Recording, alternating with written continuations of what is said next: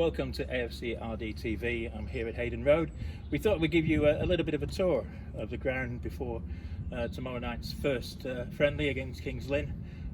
My assistant is carrying the camera and I'm going to try and give a commentary as we go in. So when you arrive at the ground, you'll see a sign outside the ground which will give some guidance of some of the steps we've put in place for COVID during the pre-season and into the league season.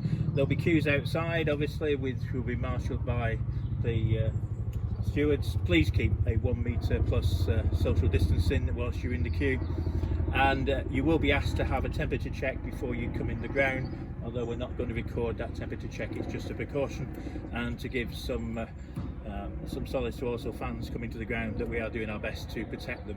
So I'm going to ask the cameraman now to walk through the turnstile, where you will see Matt Hockridge and his team, who will kindly stamp or swipe your ticket, or you can use the ticket or the phone. You'll have bought your ticket online.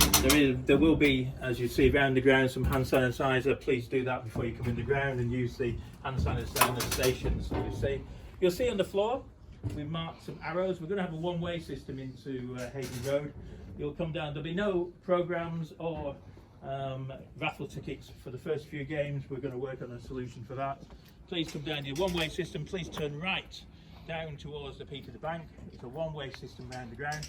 I'm going to ask Matt to stop. He's carrying the camera. You'll look at the pavement in front of you. You'll see blue markings. They are the places where spectators can stand, 1 metre plus. The red steps is where you can't stand. Please try and follow the guidelines and also anything that the stewards give you on the day. We're going to walk around. The toilets will have been cleaned. Again, will be done before tomorrow night's game, and they'll be done twice before any other game. There is hand sanitizer in there, and also there'll be certain parts of the toilet you won't be able to use. You can see the barriers, again, they're marked out in 1 metre plus. We'd ask you to use these as a guide for where you stand. One of the things which we are asking you to do is where you actually start your, where you come actually into the ground. If you can remain in that space for the entire game and reduce movement around the ground, we would be very grateful. One of the things we're asking people to do is, can you please try and wear a mask when you're moving around the ground? You don't have to use a mask when you're actually in your position. We've just gone through a couple of yellow lines, you'll see, and the yellow markings on the barrier. These are pinch points within the ground, and again, we can't allow fans to stand in those spaces. We're heading now towards the peak of the bank, where there is limited space. You'll see on the ground, Matt's going to point the camera as he enters the peak of the bank, you'll see there's some red hashes. They are steps which are not in use. Please do not stand on those steps, but use the steps which are vacant. Also use the blue painted markers on the barriers as the 1 metre spacing for you to stand during the game. It's very limited space within the peak of the bank because of social distancing. You'll see in front of the stand, behind the goals in front, that this remains a non-standing area. Nothing's changed from last season. For the game against Kings Lynn, the shop and Dares Bar will not be open. We then come to the heavy community stand, which is in operation. Certain rows are taped off. We would ask people to use the seats working from the back forwards for the friendlies. There's also some seats available on the front, but we'd like to leave some seats available on the front for people who definitely need seating. If you don't need seating, please try and avoid using them during these games. We will be allocating seating as we come to the season for those who've bought seats in the stand. We're now going to walk round.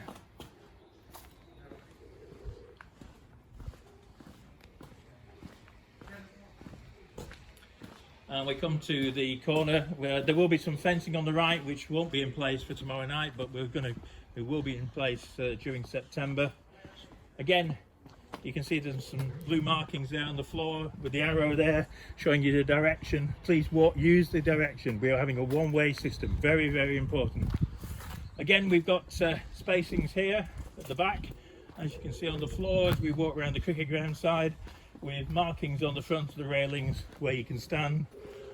This has been well measured out. It's all 1 metre plus, and it's all within the guidelines that we're using for these games, and we would ask you to adhere to these as far as possible. We're approaching the dugouts, and one of the things we would have to say is that there is no standing behind the dugouts. The reason being, the players will be on chairs next to the dugout, again because they have to have social distancing, so we have to limit the number of people in this area. So there is no standing behind the dugouts for the foreseeable future. Again, you can see a yellow line, which is the end of that zone as we walk past the dugouts. Again, limited seating in the Chris Ruff stand, which you can see is marked out, the rows you can sit on and the rows you cannot sit on. We apologise for the limited seating, but again, there's nothing we can do because of COVID rules and regulations. Onto the terracing, the other side of the Chris Ruff stand. There is an area we've not marked out, which people may want to use, and then we're back onto terracing again, which is again clearly marked with the steps you can stand on, with the 1 metre distancing, and the steps you cannot stand on. Now walking round behind the goals. Again, there is limited standing under this little canopy stand, but it has been marked out. You can see the red on the floor, which signifies you can't stand on that step, and the blue, which shows the spacing where you can. We're now going to cross a yellow line, which is behind the goal. I think everybody will realise this is a real pinch point within the stadium, and we can't allow fans to stand in this area for the foreseeable future. Again, following the blue arrows, the one-way system, which is very, very important. And we're just coming to the end of the area.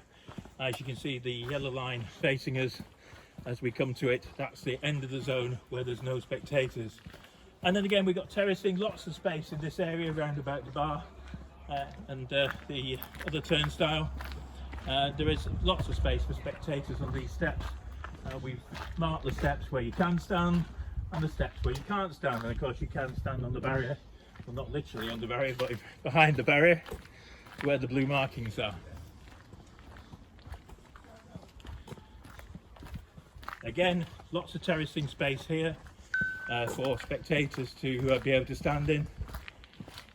As we approach now the disabled area, which is not being marked, we would ask only disabled people and their helpers to actually stand or sit in these places. Very limited space and a pinch point. Matt is now going to point at a red zone.